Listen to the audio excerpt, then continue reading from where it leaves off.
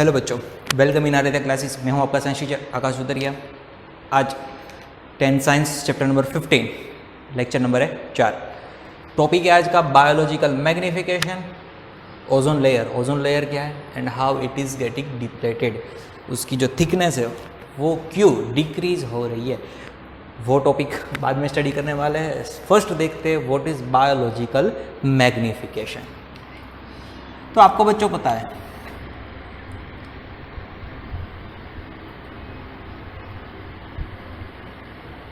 pesticides are widely used in our crop field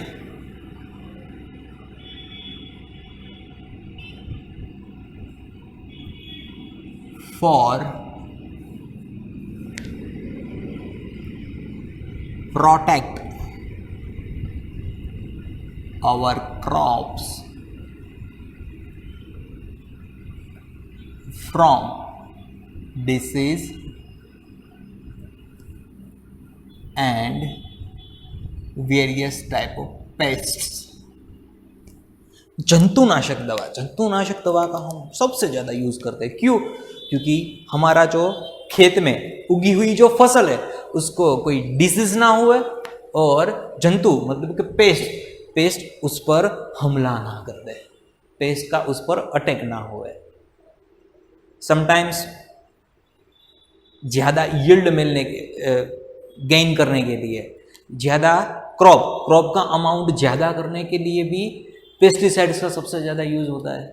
various type of chemical का use होता है, लेकिन वो सब केमिकल, वो सब पेस्टिसाइड्स वो नॉन डिग्रेडेबल है, मतलब कि उसका डिग्रेडेशन नहीं होता है, डिकम्पोजिशन नहीं होता है। मतलब कि प्लास्टिक आप किसी भी जगह पे फेंक देते हो तो प्लास्टिक का डिकम्पोजिशन नहीं होता है। मतलब कि वो जिस तरह से आज पड़ा है, आज से 5 साल बाद भी आप देखोगे तो वो यही फॉर्म में रहेगा, because of plastic is non degradable. इसी तरह से जो पेस्टिसाइड्स है बच्चों वो नॉन डिग्रेडेबल है, उसका डिकम्पोजिशन नहीं होता है।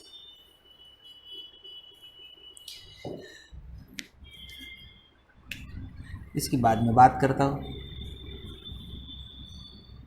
खेत में आप जो पेस्टिसाइड्स यूज करते हैं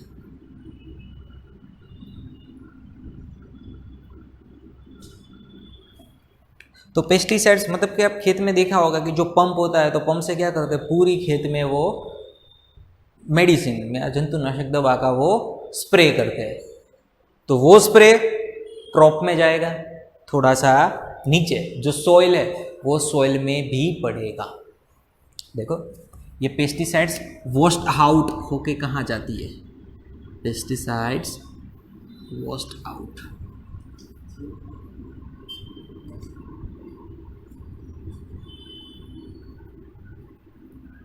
पेस्टिसाइड वॉश्ड आउट होके सॉइल। इसी तरह से another way washed out okay वो जाएगी वाटर में। बात समझो, ये है आपकी जमीन और उसमें आपने उगाई है फसल और बाहर से आप पेस्टिसाइड्स का क्या करते हो, स्प्रे करते हो। तो कुछ जो स्प्रे है वो आपकी जो फसल है उस पर जाएगा, कुछ तो भाई सॉइल पे जाएगा कि नहीं जाएगा, जाएगा। ओके बाद में सडनली बारिश होती है तो बारिश में ये वाटर और सॉइल, जमीन पे जो बारिश होती है तो जमीन पे आएगा पानी, और पानी में भी कुछ पेस्टिसाइड्स का अमाउंट वो मिक्स होके नियर बाई कोई वाटर बॉडीज होगी, मतलब कि कोई तालाब होगा, कोई सरोवर होगा, कोई नदी होगी, इसमें चला जाएगा। मतलब कि हमारा पेस्टिसाइड्स सॉइल में एब्जॉर्ब होता है और वाटर बॉडीज में जाता है। पेस्टिसाइड सॉइल और वाटर जाने का 2 रास्ता है, एक जाएगा सॉइल में और दूसरा जाएगा वाटर में। जब वो सॉइल में जाता है तब कोई नए प्लांट्स are absorb pesticide।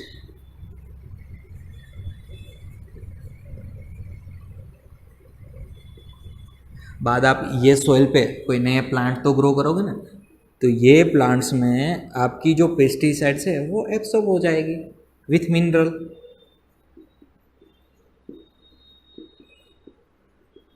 क्योंकि आपको तो पता ही है कि कोई भी प्लांट्स होता है उसको ग्रो करने के लिए सॉइल में से वो क्या करता है, मिनरल्स, जो मिनरल्स होता है उसका एब्सॉर्प्शन करता है। तो जो सॉइल में से मिनरल्स का एब्सॉर्प्शन करने के साथ साथ पेस्टिसाइड्स वो एब्सॉर्ब कर लेगा। मतलब कि अब जो पेस्टिसाइड्स है वो प्लांट्स में एब्सॉर्ब हो गई है। ये प्लांट्स का यूज करता है कोई herbivore, just like a grass hopper.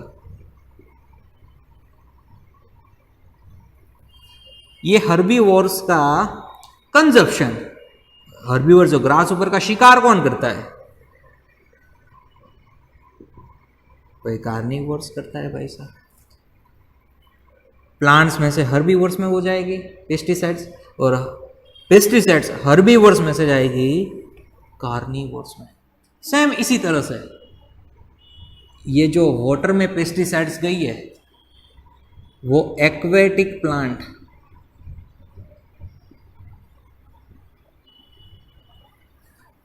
Consume करेगा।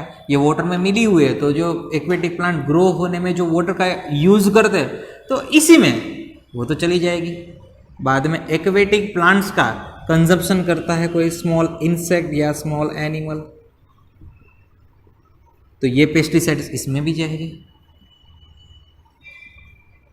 स्मॉल एनिमल का शिकार करती है कोई फिश, तो फिश में भी पेस्टिसाइड्स जाएगी, और फिश का शिकार करता है बर्ड, तो बर्ड में भी पेस्टिसाइड्स का अमाउंट जाएगा।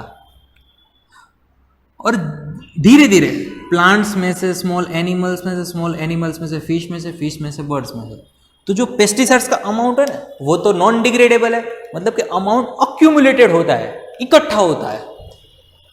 एक बार पेस्टिसाइड्स फूड चेन में एंटर कर जाती है, बाद में उसका अक्यूमुलेशन स्टार्ट होता है, और सबसे ज्यादा अक्यूमुलेशन किस में होता है, कार्निवोर्स में, बर्ड में। जो सबसे लास्ट होते हैं इसमें सबसे ज्यादा पेस्टिसाइड्स का अमाउंट होता है। अब बच्चों फील करो, पेस्टिसाइड्स एक बार फूड चेन में एंटर हो जाती है, बाद में वो कहां जाके रुकेगी, तो जो लास्ट लेवल है लास्ट लेवल पे जाके रुकेगी। तो लास्ट लेवल में जो भी एनिमल रहता है ना उसमें सबसे ज्यादा अमाउंट रहता है। This phenomenon is known as a biological magnification. बस सिंपल लिखते हैं थोड़ा बहुत।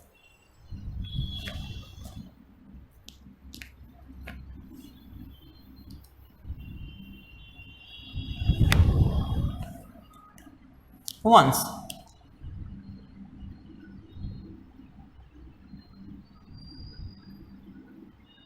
pesticide entered into food chain,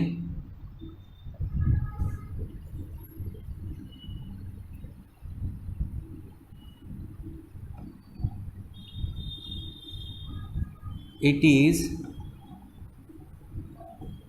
started to accumulate.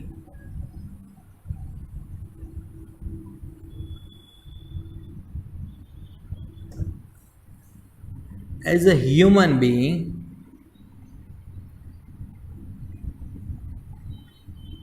occupy at top level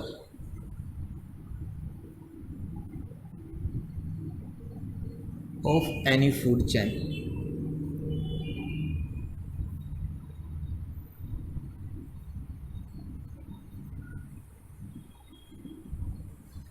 human being मतलब कि जो मानस है वो ऑक्यूपाई करता है टॉप लेवल, वो सबसे टॉप रहता है, क्योंकि एज अ ह्यूमन तो मिश्राहारी है, मतलब कि वो कई बार हर्बीवोर्स है, तो हर्बीवोर्स को भी मतलब कि वो एज अ फूड कंज्यूम करता है।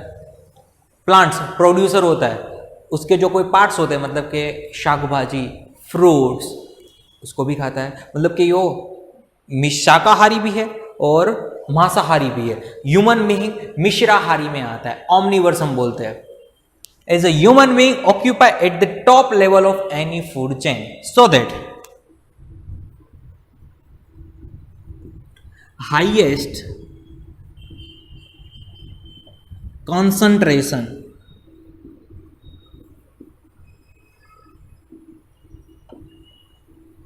so that highest concentration of pesticide are accumulated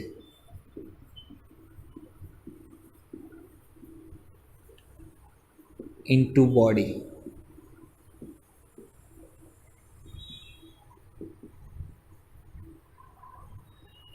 This phenomenon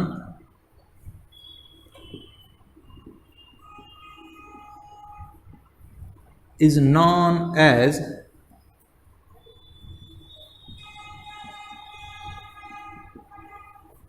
biological magnification.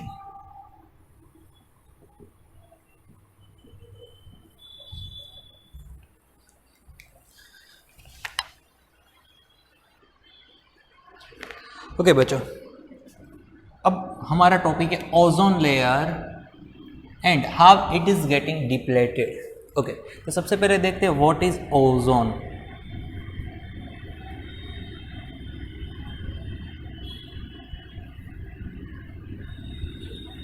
Ozone मतलब O3 is a molecule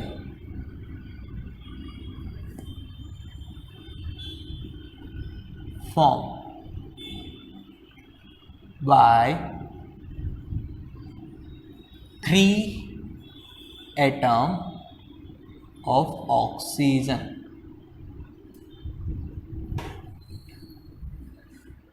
O3 मतलब कि ओजोन एक मॉलिक्यूल से, वो मॉलिक्यूल में ऑक्सीजन के 3 एटम प्रेजेंट है, जिसको हम बोलते हैं ओजोन।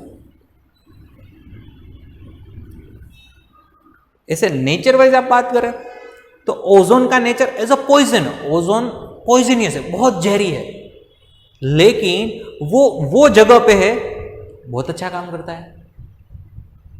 अगर वो ओजोन हमारी अर्थ, हमारी जमीन की सरफेस के आसपास में होगा तो वो हमारे लिए पॉइजनियस है, मतलब कि जहरी है। मगर वो हमारी अर्थ की जो सरफेस है उस पर नहीं रहता है, उससे बहुत ऊपर है। जस्ट मैं बात करूं तो ये हमारी अर्थ है, अर्थ की सरफेस उससे बहुत ऊपर, तो ये ब्लू कलर से मैं जो डिनोट करता हूं वो है ओजोन का लेयर। अगर वो ओजोन का लेयर यहां पे होगा which is very poisonous, but वो अर्थ की सरफेस से बहुत ऊपर है, विच एक्ट इसेंशियल फंक्शन, मतलब कि वो बहुत अच्छा काम करता है। देखते हैं क्या काम करता है। सबसे पहले ये है हमारी अर्थ,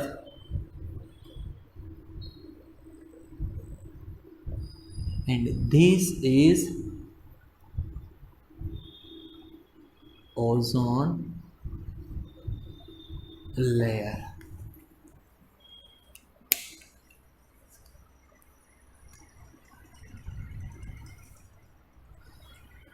ozone shield Earth surface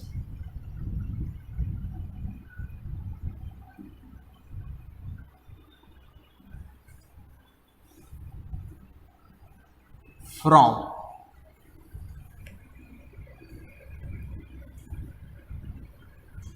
ultraviolet radiation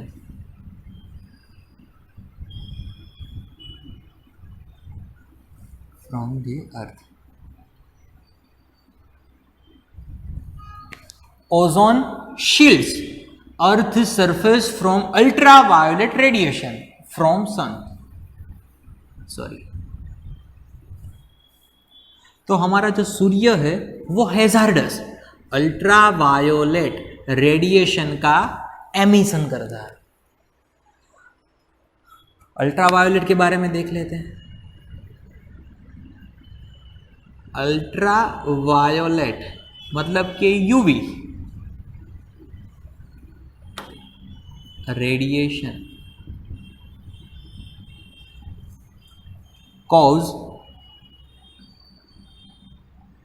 skin cancer.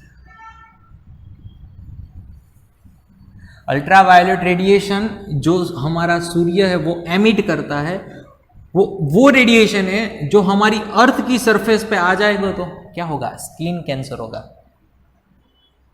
लेकिन ओजोन लेयर क्या करता है, अल्ट्रावायोलेट रेडिएशन का एब्सॉर्प्शन करता है।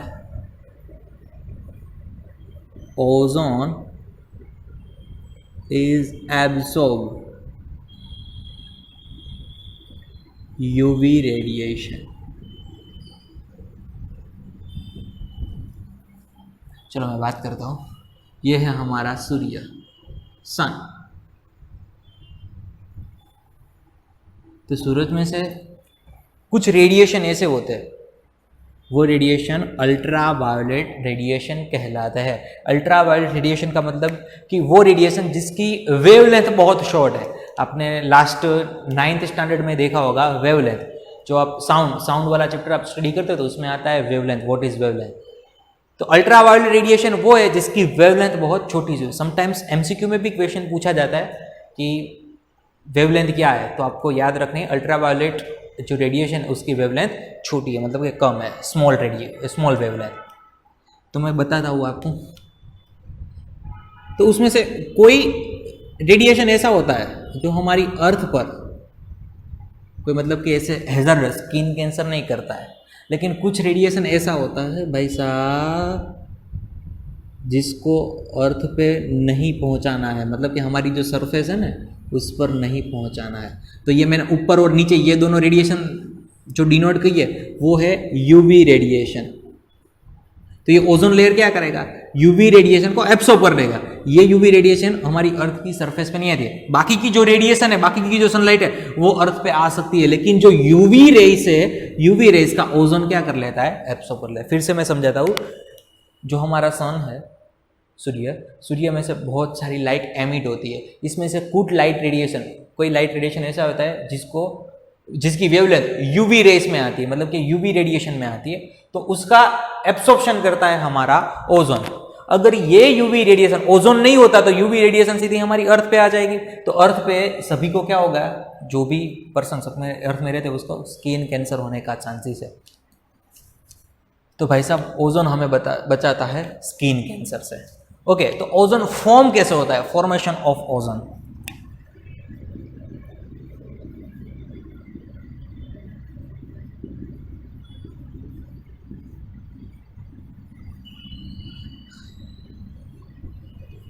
तो एटमॉस्फेयर में ऑक्सीजन का मॉलिक्यूल्स प्रेजेंट होता है, उस पर उसकी रिएक्शन है यूवी रेज। तो यूवी रेज क्या करती है, ऑक्सीजन मॉलिक्यूल को 2 ऑक्सीजन एटम में कन्वर्ट कर देती है।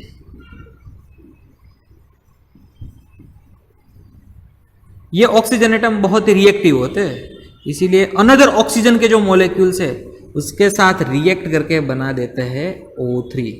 This is ozone.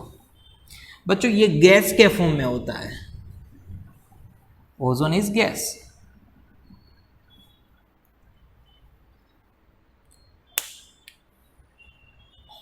इसके बाद में बात करूं,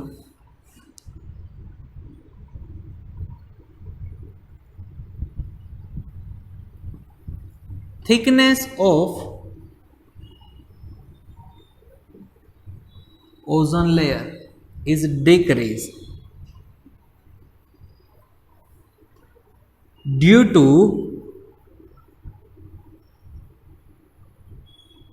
chlorofluorocarbon CFC। बच्चों याद रखो, क्लोरोफ्लोरोकार्बन CFC का फुल फॉर्म क्या है, क्लोरोफ्लोरोकार्बन। एमसीक्यू में पूछा जाता है। ये क्लोरोफ्लोरोकार्बन सबसे ज्यादा एज अ कूलेंट रेफ्रिजरेटर और एयर कंडीशनर में यूज होता है। तो day by day air conditioner और रेफ्रिजरेटर उसका प्रोडक्शन इंक्रीज हुआ, तो क्लोरोफ्लोरोकार्बन का भी प्रोडक्शन इंक्रीज हुआ। और क्लोरोफ्लोरोकार्बन ओजोन के लिए खतरों की घंटी समान है भाई साहब। हम अर्थ पे से क्या प्रोड्यूस करते हैं? क्लोरोफ्लोरोकार्बन। और वो क्लोरोफ्लोरोकार्बन जाके ओजोन को क्या कर देते हैं? डिप्लेट कर देते हैं, मतलब कि ओजोन की जो थिकनेस है ना उसको डिक्रीज करते हैं। Ozone layer is decrease due to chlorofluorocarbon. Chlorofluorocarbon is widely used in refrigerator and air conditioner. बाद में तो क्या हुआ, सब देश इकट्ठा हुआ है इन 1987 में यूनाइटेड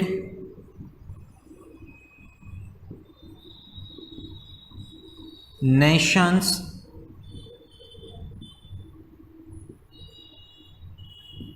एनवायरमेंट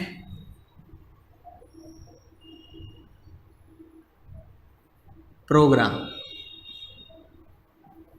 यूएनईपी, इसकी एक मीटिंग होती है। तो वो मीटिंग में डिसाइड हुआ कि अब क्लोरोफ्लोरोकार्बन का जो प्रोडक्शन है उस पर कंट्रोल जरूरी है। अगर क्लोरोफ्लोरोकार्बन का प्रोडक्शन आप करते ही जाते हो तो ये ओजोन लेयर अभी जितना बचा है ना उतना भी नहीं बचेगा।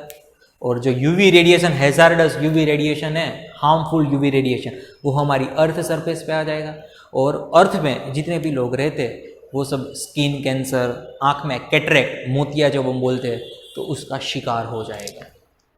बाद में 1987 में ये UNEP, United Nation environment programme की जब मीटिंग हुई उसमें एक डिसीजन लिया कि अब क्लोरोफ्लोरोकार्बन का प्रोडक्शन नहीं करना है, जितना अभी किया है बस उतना ही रखो। और आगे से क्लोरोफ्लोरोकार्बन कहाँ पे यूज होता है? रेफ्रिजरेटर और एसी में। तो पूरे वर्ल्ड में जितनी भी कंपनी रेफ्रिजरेटर का प्रोडक्शन करती है उसको CFC, without CFC, chlorofluorocarbon free refrigerator और एयर कंडीशनर बनाना है।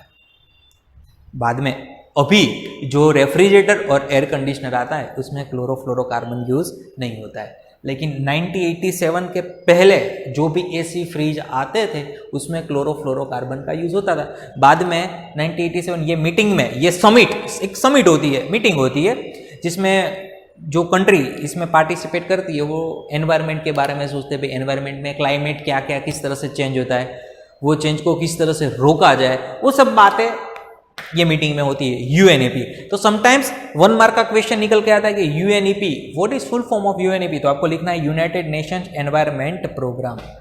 क्लोरोफ्लोरोकार्बन का भी पूछता है आपको। तो बस यही बात थी। बायोलॉजिकल मैग्निफिकेशन, जो पेस्टिसाइड्स हम बहुत सबसे ज़्यादा यूज़ करते हैं क्रॉप फील्ड में, क्योंकि हमारे क्रॉप को डिसीज ना हुए, पेस्ट ना हुए। लेकिन वो पेस्टिसाइड्स सॉइल में चली जाती है, वाटर में चली जाती है, और सॉइल में जो प्लांट ग्रो होते हैं, वाटर में जो प्लांट, एक्वेटिक प्लांट्स जो ग्रो होते हैं उसमें उसका अमाउंट एंटर होता है। बाद में ये प्लांट को जो भी animals as a food consume करेगा तो वो पेस्टिसाइड्स उसके बॉडी में भी जाएगी, उसका शिकार करके कोई अदर एनिमल्स उसको एब्सॉर्ब करेगा तो वो इसमें भी जाएगी। मतलब कि प्रोग्रेसिवली, स्टेप बाय स्टेप उसका क्या होता है? अक्यूमुलेशन होता है। और बहुत बड़ी दिक्कत क्या है बच्चों कि वो नॉन डिग्रेडेबल है, उसका डिग्रेडेशन नहीं होता है, डिकम्पोजिशन नहीं होता है। दैट्स व्हाई उसका अक्यूमुलेशन स्टार्ट होता है। और अक्यूमुलेशन स्टार्ट होता है हमारा ह्यूमन बीइंग, हम जो है वो किसी भी फूड चेन में as a top layer occupy करता है। तो हमारी बॉडी में उसका अक्यूमुलेशन होता जाएगा। This phenomenon is totally known as a biological magnification. और ओजोन के बारे में मैंने आपको बताया। लेक्चर नंबर ये 4 है। 5th नंबर में जो लेक्चर आएगा उसमें हम देखेंगे वेस्ट कितने टाइप्स के होते हैं और वेस्ट का मैनेजमेंट हमें किस तरह से करना चाहिए, तो वो सब देखने वाला है नेक्स्ट लेक्चर में। मिलते हैं नेक्स्ट लेक्चर में। Thank you.